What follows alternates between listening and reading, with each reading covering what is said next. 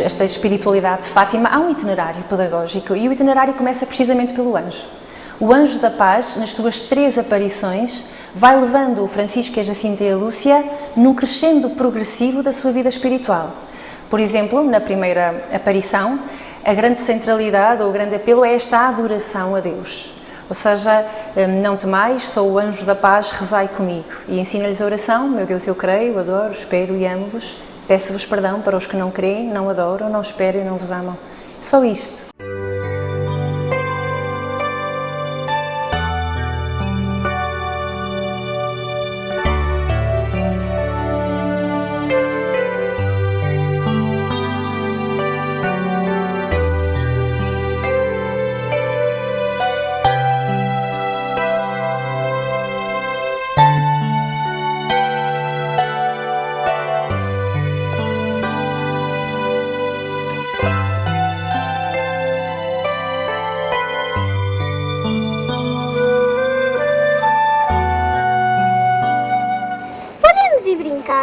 Não, porque nós prometemos que íamos rezar.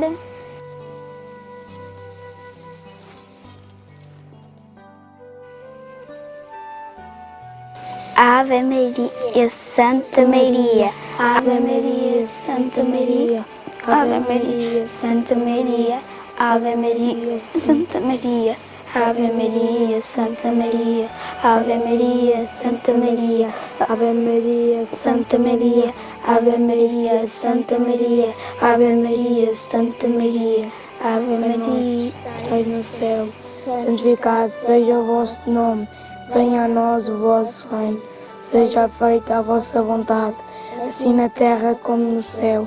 O pão nosso cada dia nos dai hoje, perdoai-nos as nossas ofensas, assim como nós perdoamos a quem nos tem ofendido, e não nos deixeis cair em tentação, mas livrai-nos do mal. Amém. Vamos jogar às pedrinhas?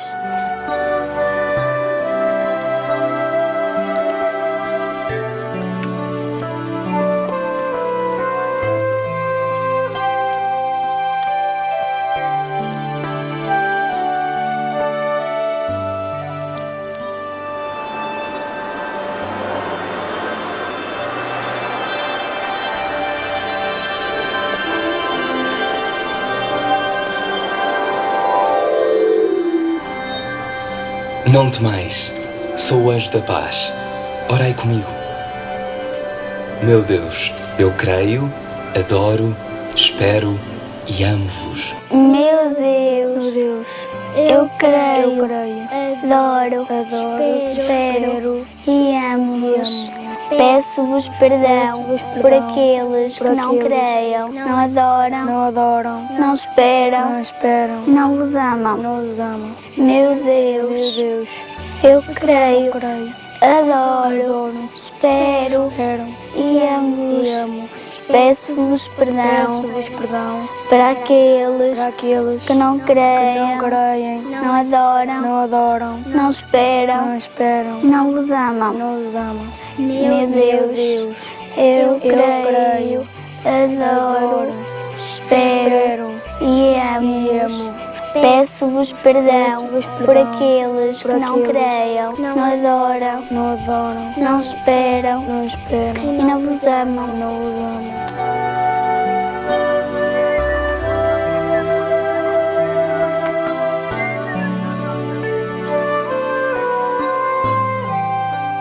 Ou seja, há aqui esta oração que toca as 3 virtudes teologais, a fé, a esperança e a caridade, no fundo que dizem respeito à vida de Deus na alma, na pessoa humana, mas por outro lado há aqui um outro convite que vai, digamos assim, quebrar o ritmo da fé, a esperança e a caridade, que é a adoração.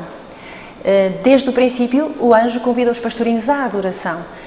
Este adorar a Deus, ou seja, que Deus seja o centro da nossa vida, reconduzir a Trindade para o centro da humanidade, do coração humano, de cada ser humano e para o centro da história, é, na minha opinião, o primeiro grande objetivo do ciclo do anjo.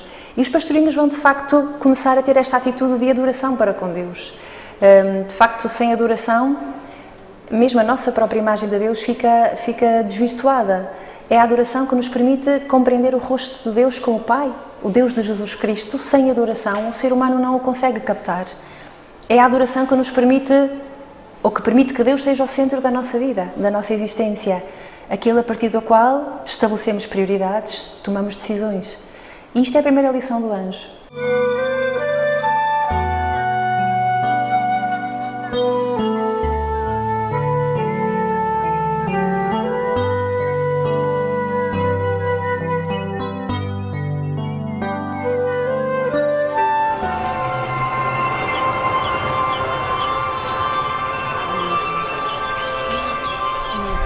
Que fazeis?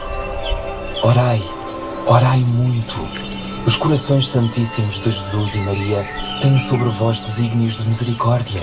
Oferecei constantemente ao Altíssimo orações e sacrifícios. Como fazer sacrifícios? De tudo o que puderdes, oferecei a Deus sacrifício em ato de reparação pelos pecados com que Ele é ofendido e súplica pela conversão dos pecadores. Atraí assim sobre a vossa pátria a paz. Eu sou o anjo da sua guarda, o anjo de Portugal. Sobretudo, aceitai e suportai com submissão o sofrimento que o Senhor vos enviar. O que é que um anjo disse? Diz-me lá.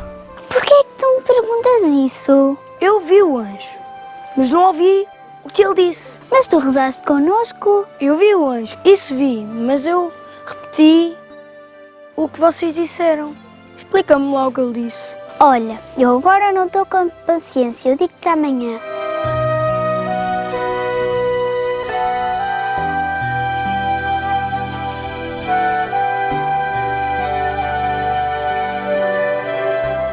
Na segunda aparição, para além de orações, já há o convite ao sacrifício, ou seja, a oferecer. É muito bonito quando a Lúcia pergunta ao anjo como nos havemos de sacrificar.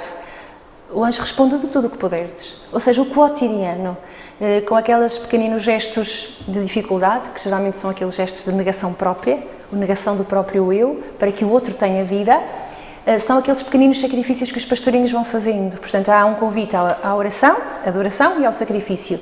Já não posso andar, já não posso falar, já não posso cantar. Ai, que eu não consigo mais. Nem eu. Mas não faz mal. Um anjo é mais bonito do que tudo isso.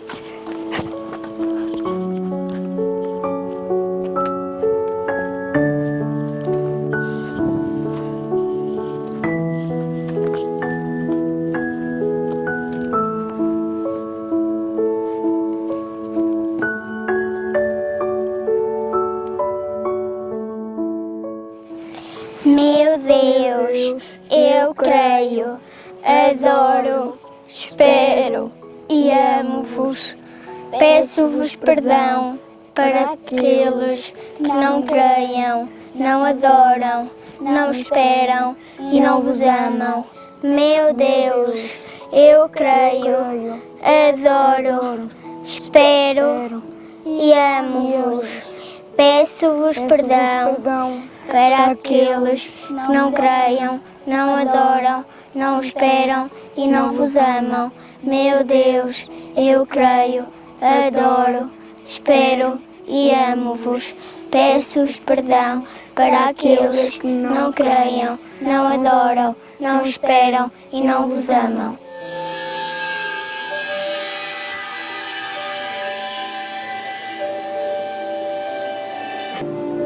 Santíssima Trindade, Pai, Filho e Espírito Santo, adoro-vos profundamente e ofereço-vos o preciosíssimo corpo, sangue, alma e divindade de Jesus Cristo, presente em todos os sacrários da terra, em reparação dos ultrajes, sacrilégio e indiferença com que Ele mesmo é ofendido, e pelos méritos infinitos do seu Santíssimo Coração e do Coração Imaculado de Maria, peço-vos a conversão dos pobres pecadores.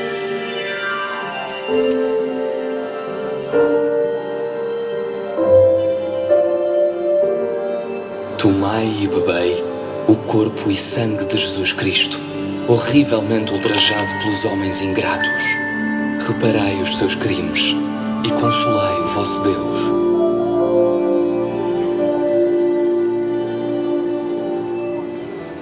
Vocês viram a hóstia? Vocês viram o sangue? O anjo deu-nos a Santa Comunhão. Eu senti Deus.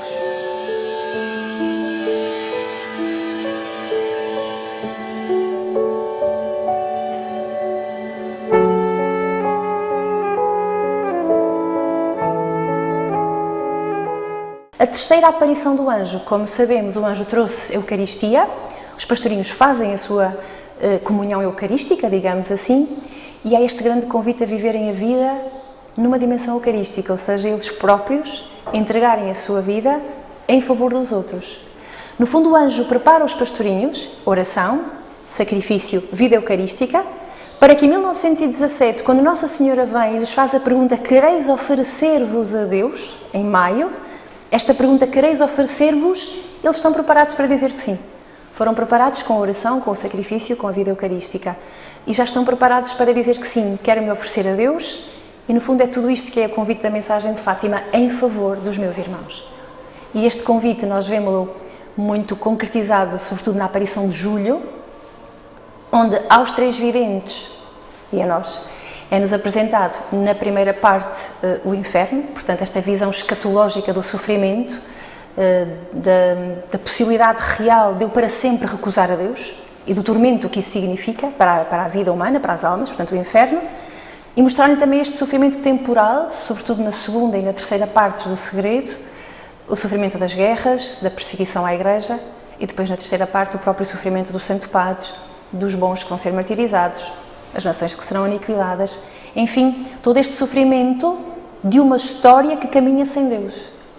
E qual é a consequência? Ou seja, quando uma pessoa ou a família humana caminha na história sem Deus, a consequência é, escatologicamente, o inferno, temporalmente as guerras, a perseguição, a fome, o sofrimento. E o que os pastorinhos percebem é que Nossa Senhora os convida, olhando para este cenário, eles percebem que, com a sua vida, podem participar na história da salvação. E Nossa Senhora é clara quando diz: se fizerem o que eu vos disser, salvar-se-ão muitas almas e terão paz. Salvar-se-ão muitas almas, estamos a falar sem dúvida daquela visão do inferno, e terão paz, a segunda e a terceira parte dos segredos. Ou seja, os pastorinhos vão devagarinho entendendo, e creio que esta é a lição para nós, que se fizermos o que Nossa Senhora disser, nós colaboramos na história da salvação, temporal e escatológica. Ou seja, aquele convite de maio, quereis oferecer-vos a Deus, eles entendem o para quê através da aparição de julho, neste entregar-se pela salvação, pela paz. Santíssima Trindade, Pai, Filho e Espírito Santo, adoro-vos profundamente e ofereço-vos o preciosíssimo corpo, sangue, alma e divindade de Jesus Cristo, presente em todos os sacrários da terra, em reparação dos ultrajes, sacrilégios e indiferenças com que ele mesmo é ofendido, e pelos méritos infinitos do seu Santíssimo Coração e do Coração Imaculado de Maria, peço-vos a conversão dos pobres pecadores. Em 1917, 1916, 17, 18, o mundo encontrava-se pela primeira vez numa situação de guerra mundial. Estávamos na Primeira Guerra Mundial. Há muita coisa das aparições que os pastorinhos não entenderam logo. Por exemplo, quando Nossa Senhora falou a palavra Rússia, não entenderam logo. Mas quando Nossa Senhora falou a palavra guerra e paz, eles entenderam. Porque na Primeira Guerra Mundial, Portugal esteve envolvido. E havia muitos dos seus vizinhos e familiares que foram para a guerra. Em todas as aparições de Nossa Senhora, que foram 6, em todas Nossa Senhora diz: quero que rezem o terço todos os dias. Este pedido da oração do terço diário é de todas as aparições. Ligado à questão da guerra e da paz, é em quase todas. De facto, Nossa Senhora diz: quero que rezem o terço para que abrande a guerra. Em julho, Nossa Senhora tem uma formulação no seu pedido que a mim me fez interrogar. Ela diz: quero que continuem a rezar o terço todos os dias, em honra da Senhora do Rosário, para que abrande a guerra e venha a paz, porque só ela lhes pode valer. Ou seja, esta ligação do Rosário com a paz é uma constante de Fátima.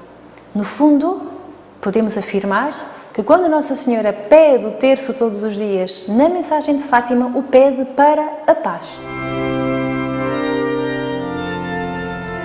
Rezem o terço todos os dias, para alcançar a paz. Eu sou a Senhora do Rosário. A mensagem de Fátima é uma mensagem que é totalmente diferente da de Lourdes e por isso é que, se me permite a expressão, resultou.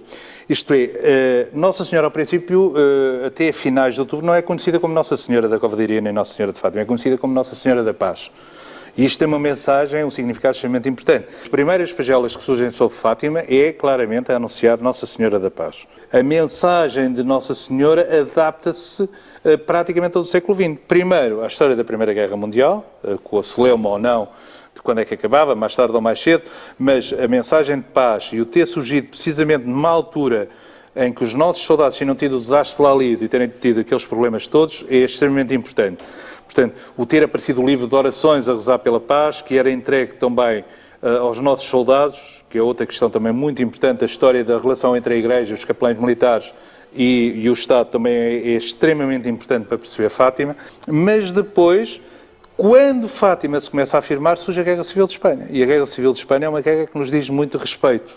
Diz-nos muito respeito porque tem a ver com as fronteiras, tem a ver com a ligação entre Salazar e Franco, tem a ver com um conjunto de monárquicos católicos que fazem os chamados viriatos do ar e que vão combater para a Espanha e que levam a imagem de Nossa Senhora como protetora e que vão lutar precisamente para conseguir a paz. Portanto, também está aqui este significado. E depois, mais tarde, surge uma nova visão, que é exatamente, portanto, a visão, já um bocado mais tardia, mas da conversão da Rússia, também da paz. Isto é, ainda hoje, a mensagem mais forte de Fátima, e que traz cá tanta gente, no meu ponto de vista, e que tem um sentido ecuménico tremendo, é exatamente esta mensagem de paz, a imagem de tranquilidade, a imagem que nós temos de nos sacrificar, que foi a ideia que surgiu, que Nossa Senhora trouxe, portanto, nós nos vamos sacrificar para trazer o bem ao mundo, para trazer sobretudo a paz.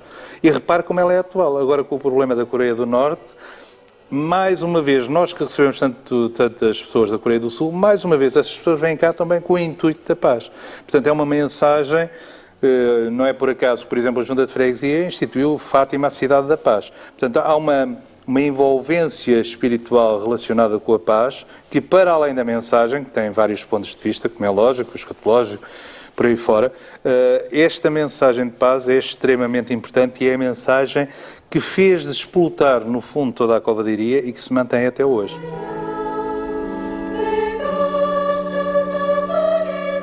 Toda a mensagem de Fátima, e quando falamos em mensagem de Fátima, referimos-nos a 3 momentos distintos de aparições, ou 3 ciclos, como alguns teólogos gostam de nomear. O primeiro é em 1916, com as 3 aparições do Anjo de Portugal ou o Anjo da Paz, na primavera, no verão e no outono. O segundo ciclo é o de Nossa Senhora na Cova de Iria, em 1917, de maio a outubro, no dia 13 de cada mês, exceto em agosto, que foi nos Valinhos, no dia 19. E depois o último ciclo, já só com a irmã Lúcia, porque o Francisco e a Jacinta morreram, o Francisco em 1919 e a Jacinta em 1920, e a Lúcia, religiosa doroteia, na sua casa de Pontevedra, das Irmãs Doroteias, teve a aparição de Nossa Senhora com o Menino Jesus, no dia 10 de dezembro de 1925, a famosa aparição onde é pedida a devoção dos primeiros sábados, e finalmente em 1929, num outro convento que as irmãs tinham em Tui, no dia 13 de junho, a Lúcia tem a grandiosa visão da Santíssima Trindade e onde é pedido a consagração da Rússia e do mundo ao Imaculado Coração de Maria. Segundo o Papa Bento XVI, Fátima é uma escola de fé, com a Virgem Maria por mestra, tendo ela em Fátima erguido a sua cátedra para nos ensinar aos videntes e a nós as verdades eternas e a arte de acreditar, de amar e de orar. Quando penso em Fátima como um todo, penso assim: é este momento da história da Igreja, onde Deus, percebendo as dificuldades que a humanidade atravessava há 100 anos atrás, que alguns aspectos são muito idênticas às dificuldades que a humanidade atravessa hoje, envia a sua mãe, em nome de Deus, para nos falar. E nos falar de quê? Do que é necessário experimentar, fazer, para que Deus seja o centro da nossa vida. Por isso, Fátima é esta escola de fé que permite a experiência de Deus no século XXI através das mãos de Nossa Senhora.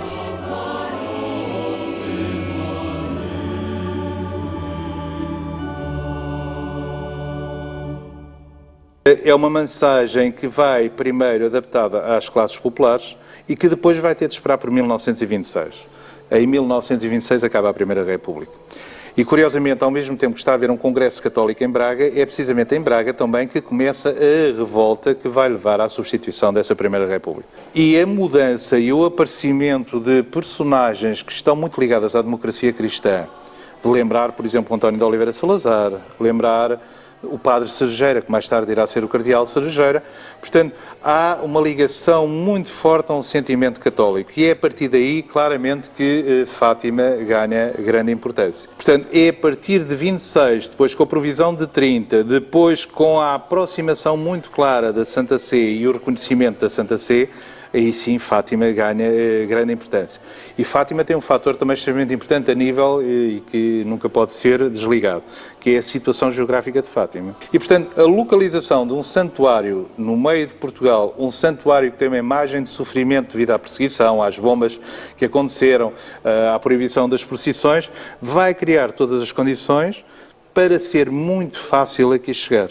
E quando nós estamos a falar de muito fácil, obviamente não estamos a falar de estradas, nem estamos a falar sequer de comboios, estamos a falar da maneira como as pessoas se deslocavam antigamente, que era a pé. Digamos que Fátima vai crescendo, sofre uma grande transformação, como eu disse, quando há a dinamitação da Capelinha, e depois, a partir de 1926, começa verdadeiramente o crescimento de Fátima, quando há a substituição da Primeira República por uma ditadura militar ao princípio e depois pelo chamado Estado Novo, que uma das grandes pontos de ligação sempre do Estado Novo é a tal tradição cristã que é aproveitada, portanto, exatamente pela religião. Fátima é repleta de pormenores. Quando uma pessoa começou a estudar Fátima, a envolvência de Fátima, e principalmente o Conselho de Orém, nós encontramos no Conselho de Orém aquilo que se passava em Portugal em miniatura, os atentados, as perseguições aos padres. Aquilo que me surpreendeu foi exatamente o transpor-se para o Conselho de Vila Nova de Orém de toda uma estrutura política que existia a nível central